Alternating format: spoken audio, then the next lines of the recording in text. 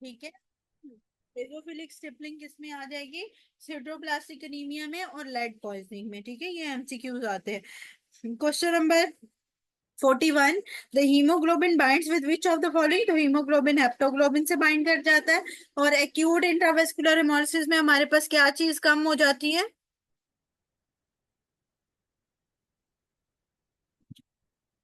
Haptoglobin कम हो जाता है। और रेस्ट क्या चीज हो जाती है? रेटिक्यूलोसाइटोसिस हो जाती है, रेटिक काउंट बढ़ जाता है। ठीक है, ओके। क्रॉनिक के अंदर हमारे पास क्या आ जाता है? क्रॉनिक इंट्रावेस्कुलर हेमोलिसिस,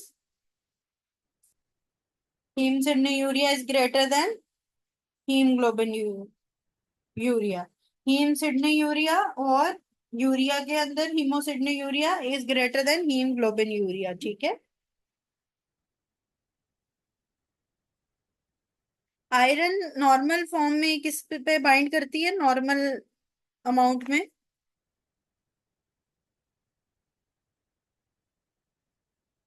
स्टोरेज कितना होता है नॉर्मल फॉर्म में, स्टोरेज उसका आयरन का स्टोरेज?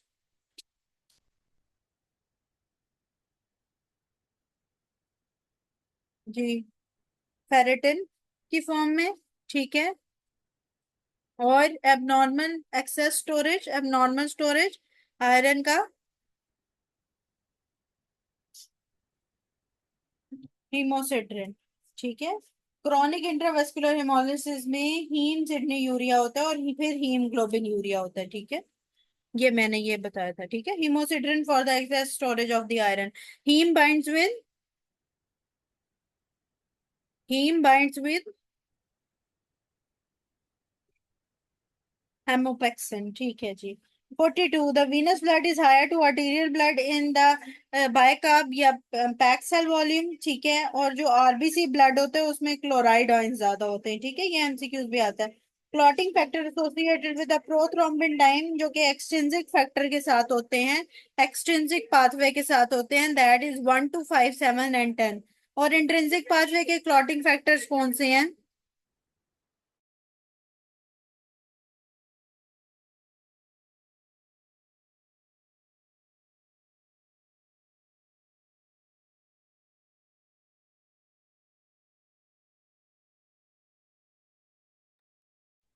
जो एक्सट्रिंसिक पाथवे के हैं, दे आर, मैयर करने के लिए पूछ रहे इसलिए।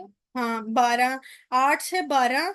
जो मेनली इंट्रिंसिक फैक्टर के लिए लिखा जाता है ना, वो 8 से 12, 15 भी बीच में आता है, 3 भी आ जाता है। ठीक है, 11, 10 भी आ जाते हैं, लेकिन जो 8 से 12, 3 और 15, ये देखा जाता है इंट्रिंसिक फैक्टर में।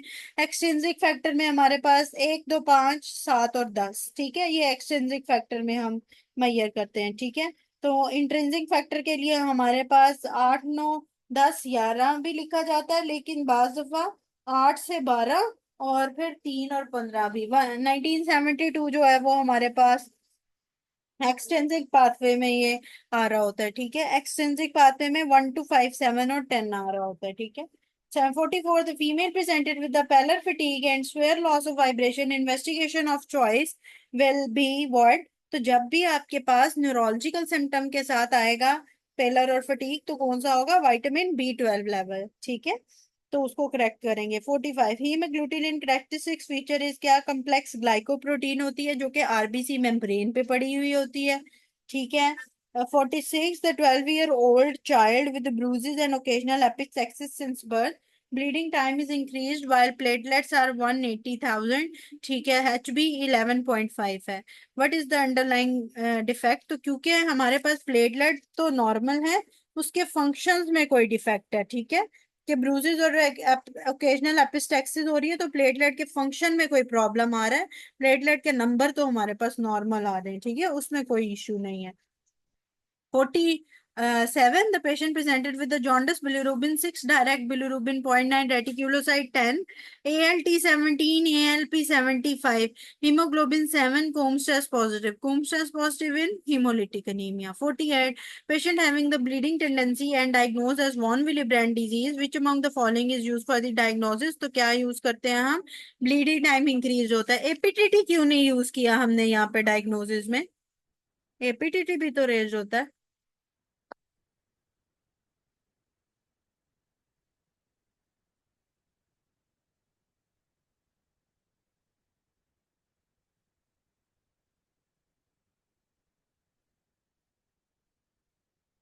नहीं, ऐसी तो कोई बात नहीं है। वो हीमोफीलिया में भी होता है, वेरी गुड डॉक्टर महविश। क्योंकि एपीटीटी हीमोफीलिया में भी होता है, ठीक है। तो जो वॉन विली ब्रांड डिजीज है, उसका तो मेन फीचर ही ये है कि उसमें एपीटीटी के साथ ब्लीडिंग टाइम रेज होता है, ठीक है। वो दोनों चीजें उसमें रेज होती हैं। लेकिन जो हमारे पास हीमोफीलिया होता है, उसमें एपीटीटी होता है, इसलिए वो वाला फीचर जो जाहिर है जो दोनों में है, वो एक उसका डायग्नोस्टिक तो नहीं हो सकता ना, ठीक है।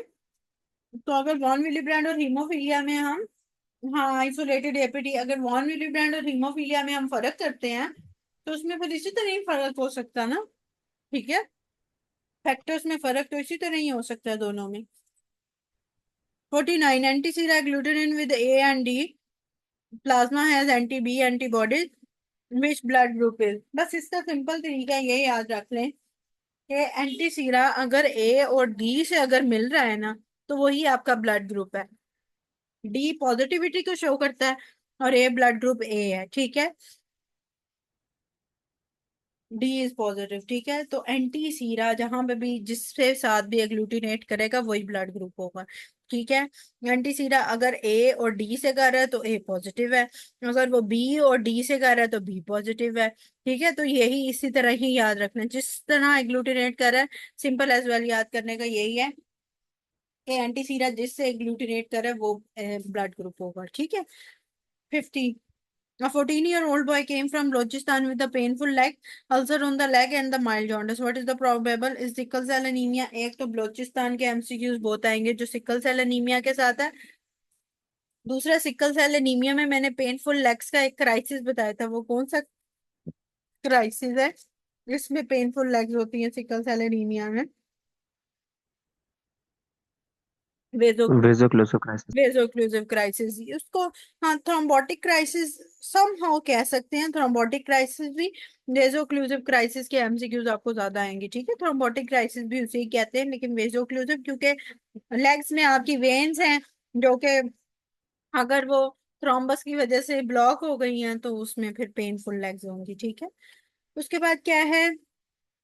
हाँ, हमारे पास आ जाता है question number 51। The patient of von Willebrand disease present with bleeding, what is the most appropriate treatment for von Willebrand disease if no factor 8 is available? तो वॉन विली ब्रांड के लिए हमारे पास cryoprecipitate होता है, ठीक है।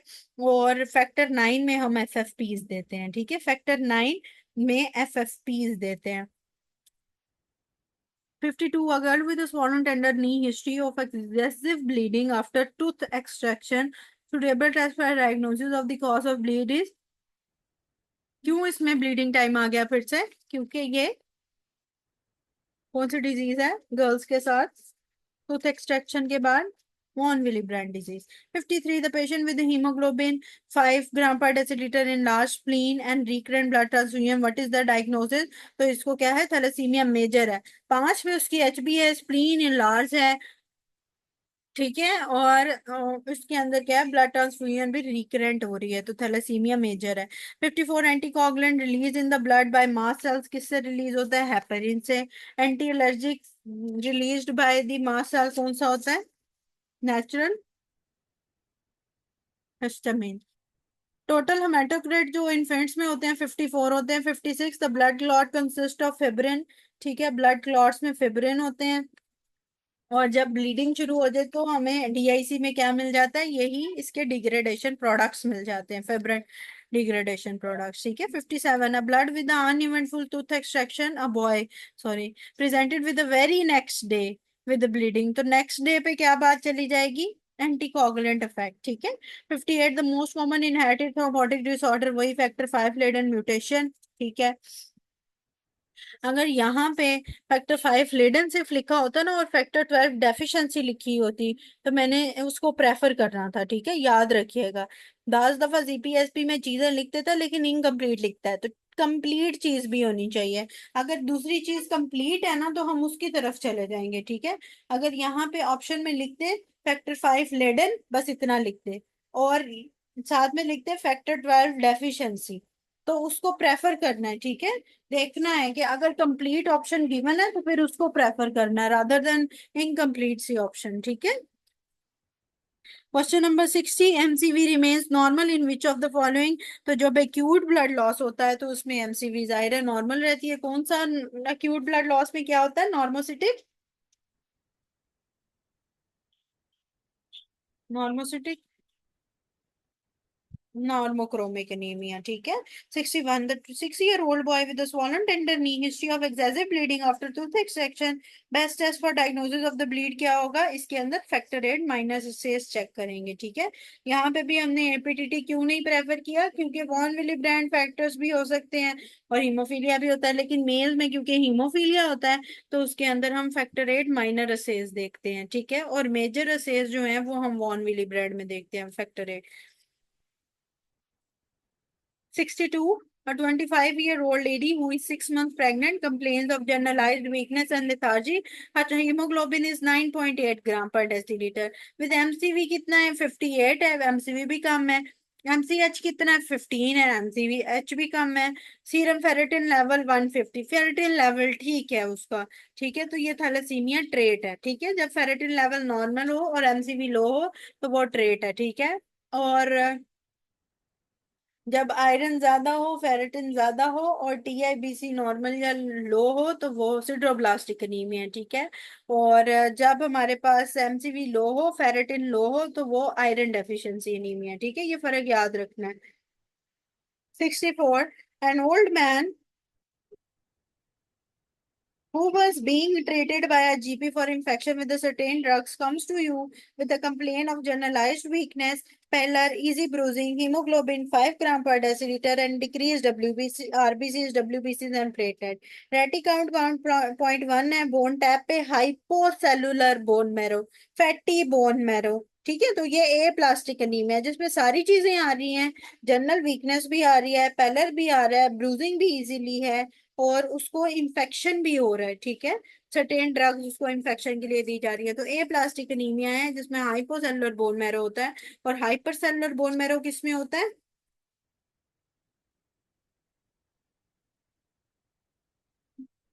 नहीं,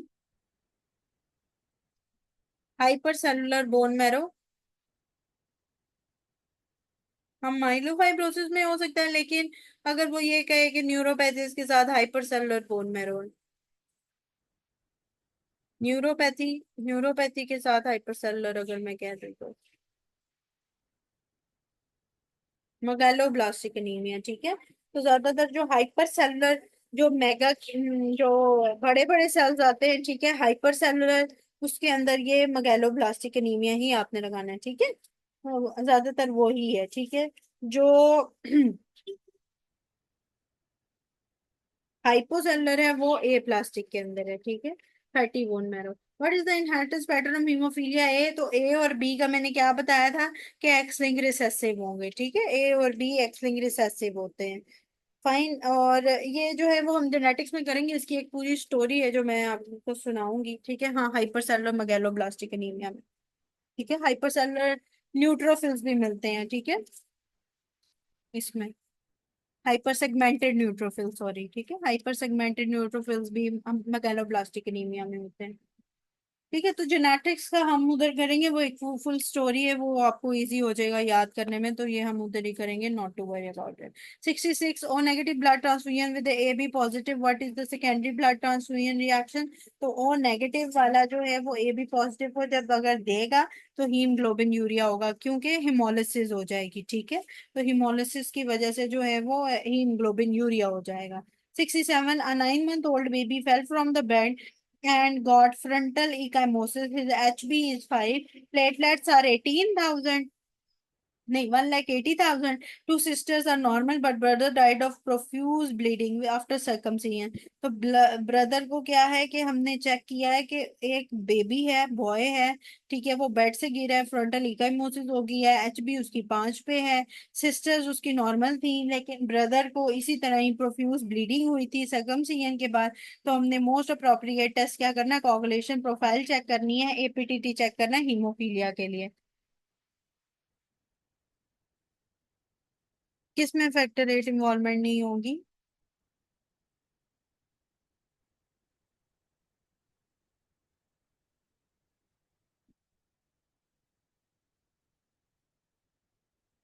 हाँ जी, हीमोफीलिया के लिए ना। हाँ, हीमोफीलिया के लिए। हीमोफीलिया ए बी सी तीनों हो सकते हैं ना। अब ए बी सी में आपको पता है फैक्टर 8 9 और चेंज हो जाते हैं, वो तो ठीक है। हीमोफीलिया तो कोई भी हो सकता है, लेकिन मेल के साथ हीमोफीलिया एसोसिएशन है। ब्लड ग्रुपिंग मैं एंड पे करवाती हूँ, फिर आपको समझ आ जाएगा कि ये ए बी पॉजिटिव तो रेसिपेंट है, तो फिर क्यों ओ नेगेटिव के साथ उसका प्रॉब्लम है। ठीक है। ओ पॉजिटिव होता है जो सबको। अच्छा। 51-year-old man complains of lethargy, tiredness and pruritus. The pruritus is worse after he takes a hot shower. और हॉट शॉवर के क्या साथ क्या था? कौन सा प्रोराइटस करता है? हॉट शॉवर के साथ क्या है हमारे पास? पोलीसाइथीबिया रुब्रा वेरा एक्वाजेनिक प्रोराइटस, ठीक है। और अगर कोल्ड शावर आए ना, तो कोल्ड वेदर के साथ जो है हमारे पास सिकल सेल एनीमिया में क्राइसिस आते हैं, ठीक है, कोल्ड वेदर के साथ, वो याद रखनी है, ये दोनों डिफरेंस है। 69, the patient is having the bleeding problem. Lab shows the PT 14 second, APTT 60, APTT बढ़ा हुआ है इसका, bleeding time 6 minutes and bleeding time normal है, ठीक है। And defect in which pathway? तो APTT जब है तो APTT इंट्रिंसिक पाथवे पे होता है, ठीक है। Question number 70, international normalised ratio INR is use for what? तो INR हम ओरल एंटीकोगुलेंट थेरेपी वार्फरिन को चेक करने के लिए यूज करते हैं। 71, a patient presented with epistaxis, excessive bleeding and increase bleeding time, this is due to what? तो इसमें प्लेटलेट काउंट उसका कम हो गया, जिसकी वजह से एपिस्टैक्सिस भी हो रही है, ब्लीडिंग भी हो रही है, प्लेटलेट काउंट कम हो गया, ठीक है। क्वेश्चन नंबर 72 रिपीट है, ये पास का निमोनिक यहाँ पे कंप्लीट उन्होंने किया हुआ है, ये आप देख सकते हो। ठीक है। 73, तो क्रोनिक इंट्रावेस्कुलर हेमोलिसिस में क्या होगा? रिपीट है, इसके अंदर हीम सिग्मा यूरिया और हीमोग्लोबिन यूरिया होगा। Question number 74, an elderly lady taking the rheumatoid arthritis drug presented with the weakness and malaise, her रेटी काउंट इज 0.1, HP 9 है, WBC 2 × 10⁻⁹ है, प्लेटलेट्स 20 × 10⁻⁹ है, बोन मैरो हाइपर सेलुलर है, तो hyper cellular किसमें होगी? Megaloblastic anaemia is always preferable over myelofibrosis, ठीक है। हाइपर सेलुलर बोन मैरो, ठीक है। CML की अगर ऑप्शन आएगी तो उसमें सारी सेल लाइंस इंक्रीज करनी पड़ेंगी उन्हें, फिर हम CML की तरफ जा सकते हैं। फिर माइलोफाइब्रोसिस में हाइपरसेलुलर बोन मैरो आएगा, लेकिन जो मेगालोब्लास्टिक एनीमिया है आर्थराइटिस की कंडीशन में हम उसको करते हैं, क्योंकि जो मीथोट्रिक्सेट होती है ये फोलेट लेवल लो करती है, जिसकी वजह से मेगालोब्लास्टिक एनीमिया होता है, ठीक है। तो हाइपरसेलुलर बोन मैरो में अगर CML आएगा, उसमें सेल लाइंस भी इंक्रीज करनी पड़ेंगी। और अगर माइलोफाइब्रोसिस आएगा तो उसमें सिर्फ हाइपरसेलुलर लिखा होगा, लेकिन अगर न्यूरोपैथी के साथ या ये रिमेटाइड आर्थराइटिस की मेडिसिन जिसमें हम मीथो देते हैं तो आ जाएगा, तो वो हमारे पास मेगालोब्लास्टिक अनीमिया आ जाएगा, ठीक है। 75, रिगार्डिंग लिम्फोसाइट्स 2 इज व्हाट? तो जो लिम्फोसाइट्स होते हैं ये कैंसर फाइटिंग सेल्स होते हैं, ठीक है। और NK सेल्स का बाद दफा MCक्यूज आता है, जो वायरस किलिंग सेल्स हैं वो NK सेल्स हैं, ठीक है। जो वायरस किलिंग फिनोमेना है बॉडी में वो क्या है? जनरल पैथो की है ना हमने साथ में।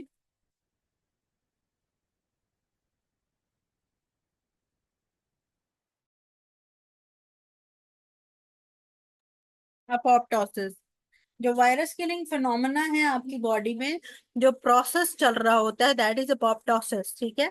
और वायरस किलिंग सेल्स हमारे पास NK सेल्स हैं। और NK सेल लिम्फोइड लीनिएज है कि माइलॉइड लीनिएज है?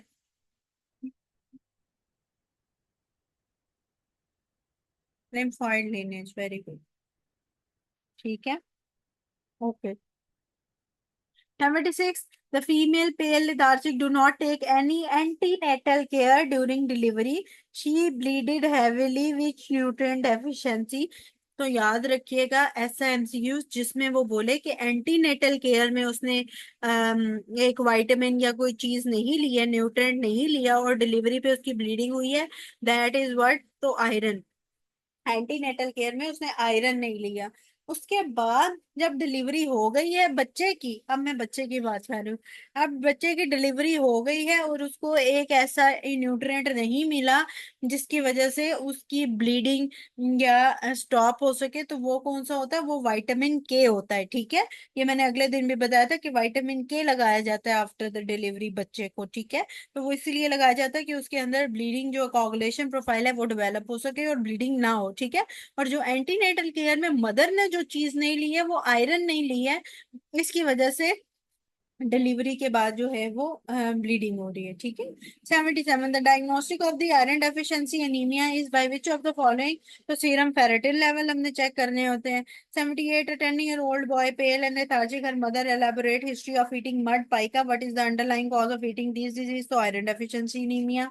ठीक है, जो पाइका खाते हैं, जिसे हम पाइका भी कह रहे होते हैं, मड को जो खा रहे होते हैं। ठीक है, 79, इन hemostasis the word gain is for the exaggeration of clotting mechanism। ठीक है, होम्योस्टेसिस और हीमोस्टेसिस में फर्क होता है। ठीक है, homeostasis of the body is maintained by the negative feedback mechanism, याद रखिएगा। ठीक है, हीमोस्टेसिस में क्लॉटिंग होती है और उसमें क्या होता है, एक्सैजरेशन ऑफ क्लॉटिंग मैकेनिज्म होती है। ठीक है, haemostasis. Question number 81. A boy came in OPD with a complaint of bleeding after tooth extraction. Her mother gave history of that her paternal side male uncle has same issue of this. ठीक है, एक minute, 50, एक minute, मेरे page जो है ना वो mix हो गए हैं यहाँ पे। अच्छा, तो वो पैटर्नल साइड की उसके अंदर जो है वो ब्लीडिंग आ रही है, तो उसमें क्या है, फैक्टर 8 डेफिशिएंट है। ठीक है, हाँ, बुक में इशू है मेरे भी, इसलिए वही कह रही हूँ कि मेरे पेज मिक्स हो रहे हैं। ठीक है, तो वो फैक्टर 8 की डेफिशिएंसी है जो कि पैटर्नल साइड से है, और वो क्या है, हीमोफीलिया है। ठीक है, आगे कौन से पेज है, 505 पे चले जाए ना। 504 अभी हमने ये एंड किया ना, 505 पे चले जाए अब इसके बाद। अब वो आगे है थोड़ा सा, 505, 509 पहले ही आया हुआ है। 82, the girl has repeated admission for the joint pain and abdomen pain. Her mother is Pathan, has beta thalassemia trait. Her father is Balochi। तो बलोची से क्या था, सिकल सेल एनीमिया। ओहो, आपके पास बुक है डॉक्टर मार्क, तो आप वो बुक से कर लें बाकी अब। ठीक है,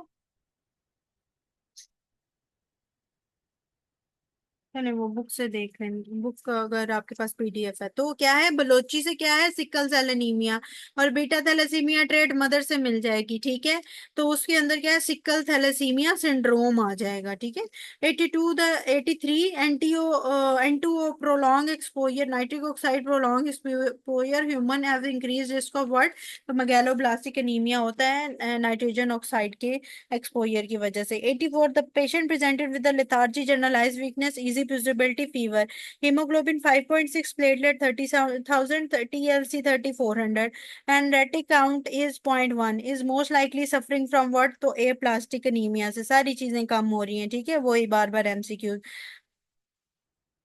अच्छा, 85, in leukaemia eye involvement is what percentage, 80% eye involvement होती है। 86, prothrombin time is useful in which of the following, तो जॉन्डिस के अंदर, लीवर डिजीज में हमने प्रोथ्रोम्बिन टाइम देखना होता है। 87, which blood group is transfuse successfully without reaction and can be use, तो O negative to A negative जो है वो आराम से लग सकता है। ठीक है, जो नेगेटिव वाले होते हैं ना, बस एक पॉइंट याद रख लो कि जो नेगेटिव वाले हैं ना वो हर एक को दे देते हैं, पॉजिटिव को भी दे देते हैं, नेगेटिव को भी दे देते हैं।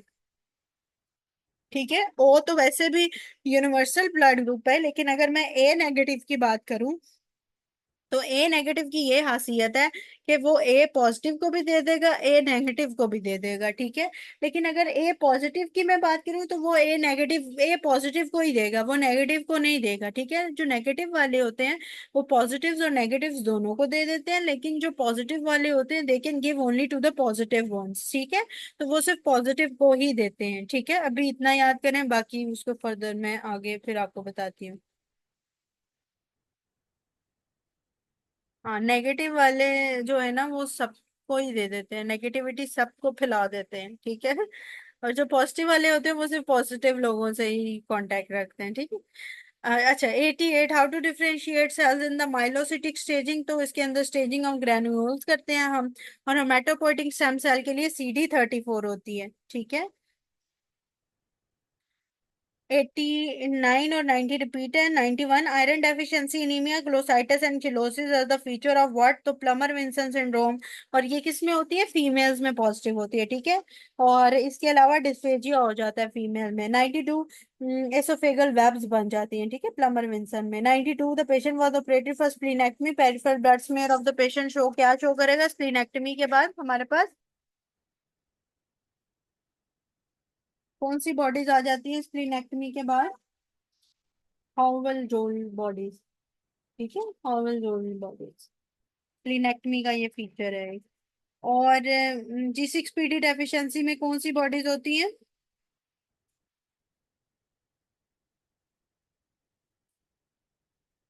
G6PD डेफिशिएंसी में हैंड्स बॉडीज, हैंड्स बॉडीज।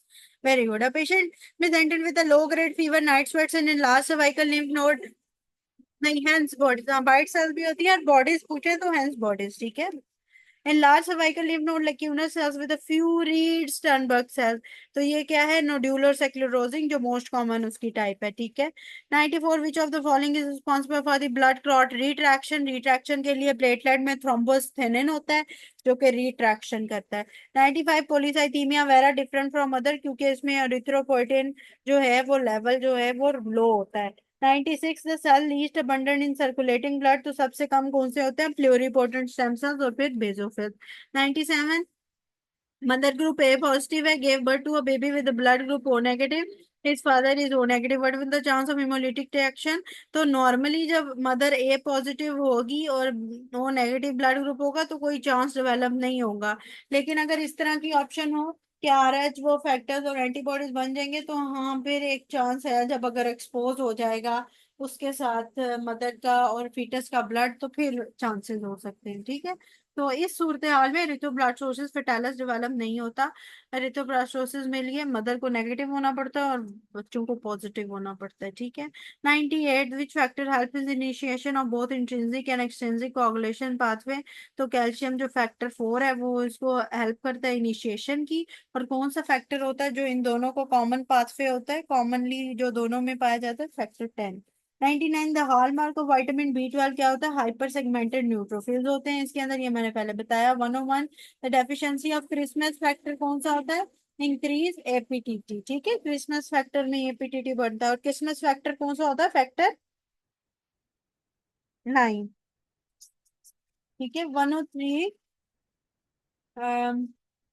एक मिनट, ये सारे ना मिक्स होते जा रहे हैं। 506, 507, ये अच्छा। 103 भी रिपीट है, 4 भी रिपीट है। 105, नेचुरल एंटी थ्रोम्बोटिक, ये भी रिपीट है, heparin. 106, thrombin covering the fibrinogen and fibrin release what? Fibrinopeptide. 107, the child present with epistaxis and bleeding having history of vaccination, vaccination किस में आ जाएगी हमारे पास? ITP में, ठीक है। फिर उसके बाद 109, 108 रिपीट है, ठीक है। 109, the young girl with the history of gum bleed and menorrhagia, for her peripheral bloods may show large platelet and platelet count is 1,20,000, what is the diagnosis? तो बर्नार्ड सोलियर कितना? 1,20,000 है, ठीक है। अगर ये 10,000 लिखा होता तो ITP था, ठीक है। 111, द परसेंटेज ऑफ वो ब्लड ग्रुप जो है वो 47% होती है।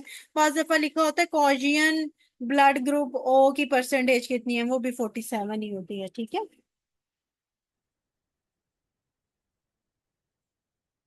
112, most common cause of pernicious anaemia क्या है?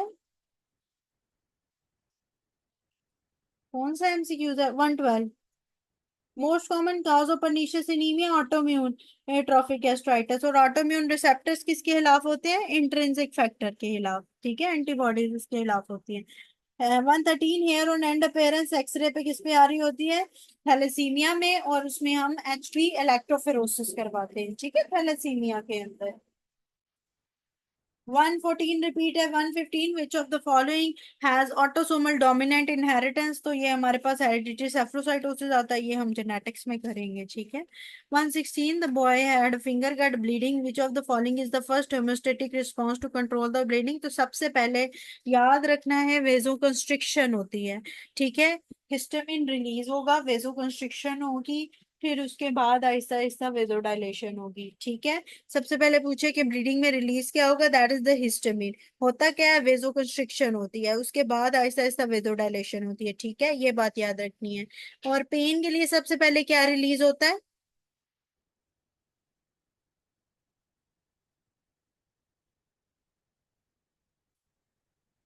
Bradykinin. Bradykinin greater than prostaglandin, ठीक है। पेन के लिए ब्रेडिकाइनिन रिलीज हो रहा होता है, और फिंगर कट पे ब्लीडिंग पे हिस्टामिन पहले रिलीज होता है, ठीक है।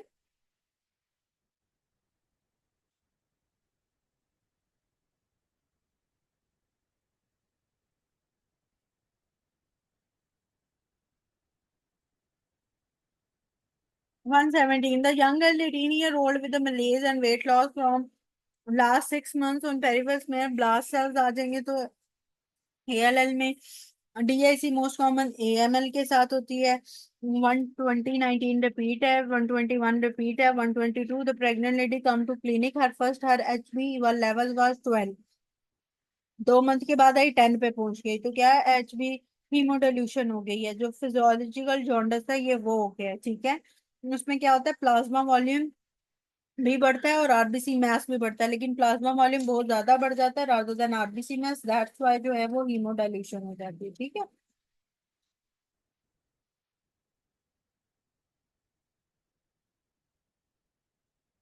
124 123 रिपीट है। Pregnant lady with the koilonychia blood picture will show decrease MCV and MCH. तो आयरन डेफिशिएंसी एनीमिया में कोलियोनिकिया हो जाता है, ठीक है। नेल की प्रेजेंटेशन कौन सी हो जाती है? कोलियोनिकिया। 125 रिपीट है, ठीक है। खून शेप्ड हो जाते हैं जी। अच्छा, 508 हो गया। 509 पे है। ट्रू अबाउट मोनोसाइट क्या है? Develop from the same precursor with the neutrophils, ठीक है, वही सेम प्रिकर्सर होते हैं मोनोसाइट के। और लार्जेस्ट सेल्स कौन से होते हैं टिश्यूज में?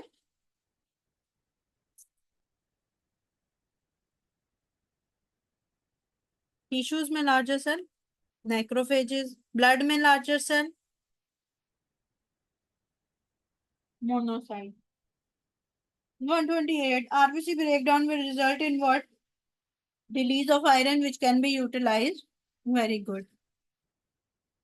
134 the shape of RBC is maintain through spectral, ठीक है। और कौन सी डिजीज में स्पेक्ट्रल इफेक्ट हो जाती है?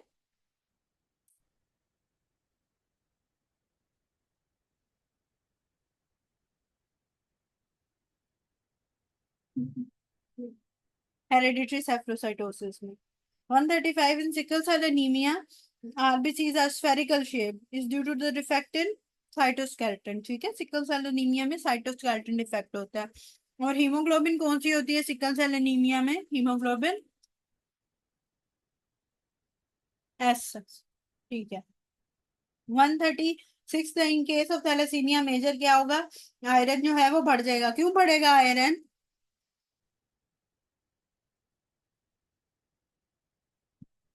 ट्रांसफ्यूजन से। वेरी गुड डॉक्टर हाजा, ठीक है, मल्टीपल ट्रांसफ्यूजन ब्लड की होगी जिसकी वजह से आयरन जो है वो बढ़ जाएगा। और नॉर्मली थैलेसीमिया में भी आयरन कम होता है लेकिन फेरेटिन लेवल्स नॉर्मल होते हैं, ठीक है। लेकिन मेजर में क्या होता है? हम रिपीटेड ट्रांसफ्यूजन देते हैं जिसकी वजह से आयरन बढ़ जाता है, और फिर उसके लिए हमें डेफ्रॉक्सामिन या डेफेरॉक्स जो है वो देनी होती है, आयरन चिलेटिंग एजेंट्स, ठीक है। 137 the child is pricked by the large bore needle, cause of excessive bleeding क्या होगी? हीमोफीलिया। ठीक है, लड़कों में, बच्चों में जो है वो haemophilia.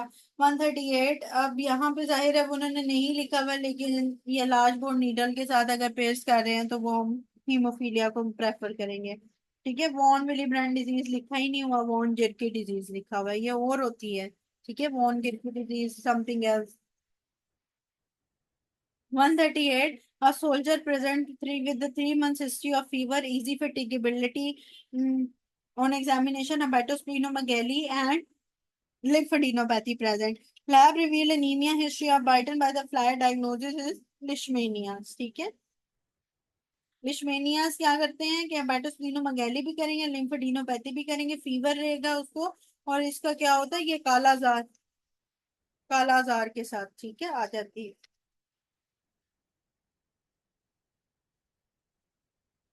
139, a pregnant lady come to you for the antenatal checkup, having the risk of preterm delivery, baby having the low serum ferritin, what will be the deficiency? Iron की डेफिशिएंसी होगी जब सीरम फेरेटिन लो होगा।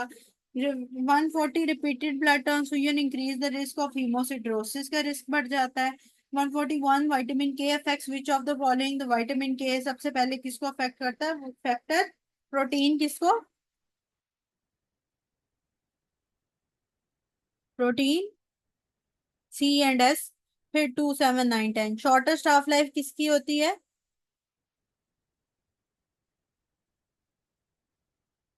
और longest half life, longest किसकी है, 2 की।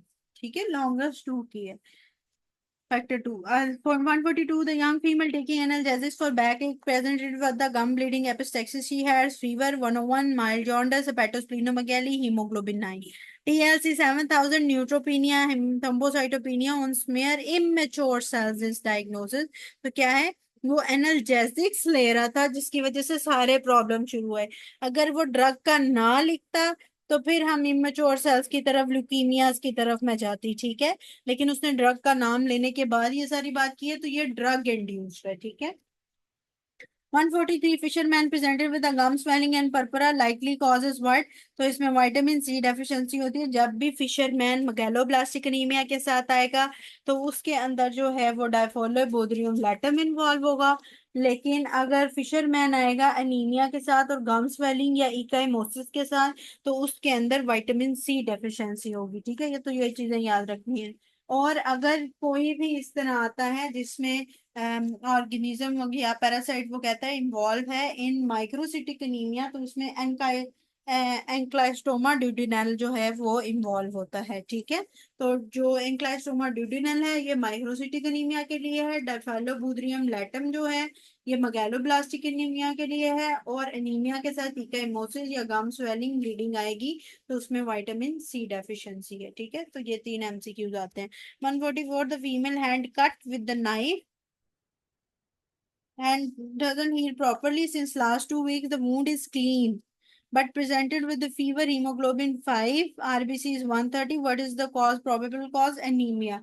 अगर यहाँ पे wound clean ना होता और उसको इन wound को गंदा बताया होता कि wound is not good, तो उसमें जो है मैं फिर जो है वो इन्फेक्शन की तरफ चली जाती। ठीक है, तो हमारे पास जो लोकल वूंड हीलिंग की प्रॉब्लम होती है वो होती है इन्फेक्शन की। हाँ जी, वेरी गुड डॉक्टर हाजरा, तो उसमें इन्फेक्शन मेजर कॉज होती है। और जनरलाइज वुंड हीलिंग में क्या होता है, डायबिटीज इन्वॉल्व होती है, एनीमिया इन्वॉल्व होता है। ठीक है, तो अगर, हाँ जी, अगर जनरलाइज वुंड हीलिंग की बात होगी कि सिस्टेमिक कॉज है उसकी वजह से वुंड हीलिंग नहीं हो रही है, तो उसके अंदर डायबिटीज फिर एनीमिया। लेकिन अगर लोकल वुंड हीलिंग की बात होगी, लोकली कोई कॉज है जिसकी वजह से वुंड हीलिंग नहीं हो पा रही है, तो उसके अंदर हमारे पास क्या आ जाएगा, इन्फेक्शन आ जाएगा। लेकिन इस सूरत हाल में ना उसने जनरलाइज्ड कॉज पूछी ना लोकल कॉज पूछी, उसने कहा कि वुंड इटसेल्फ क्लियर है, तो इसका मतलब कि लोकल कॉज तो रूल आउट हो गई। ठीक है, इन्फेक्शन नहीं है, तो हीमोग्लोबिन उसने बता दी कि वो 5 है। तो जो ब्लड शुगर रैंडम है वो भी ठीक है। हाँ, मैं रिपीट कर देती हूँ। जो हमारे पास वूंड हीलिंग, जो डिलेड वूंड हीलिंग होती है, ठीक है, डिलेड वूंड हीलिंग का मतलब ये है कि वूंड हीलिंग आहिस्ता आहिस्ता हो रही हो, ठीक है। जनरल पैथो अगर किसी ने मेरे साथ ली है तो मैंने उसमें बताया था, जब डिलेड वूंड हीलिंग होती है तो इसका ये मतलब है कि वूंड हीलिंग बहुत स्लो डाउन हो गई है। उसमें कुछ लोकल कॉजेज होते हैं जो डिलेड वूंड हीलिंग करते हैं, कुछ सिस्टेमिक कॉज होते हैं। जो लोकल कॉज होता है वो होता है इन्फेक्शन, ठीक है। जो सिस्टेमिक कॉज होता है उसमें डायबिटीज आ जाती है अनकंट्रोल, ठीक है। इसके अलावा नीमिया आ जाता है, ठीक है, या हाइपोक्सिया जो ऑल ओवर केस में भी आ जाता है, ठीक है। हाइपोक्सिया तो दोनों सूरत हाल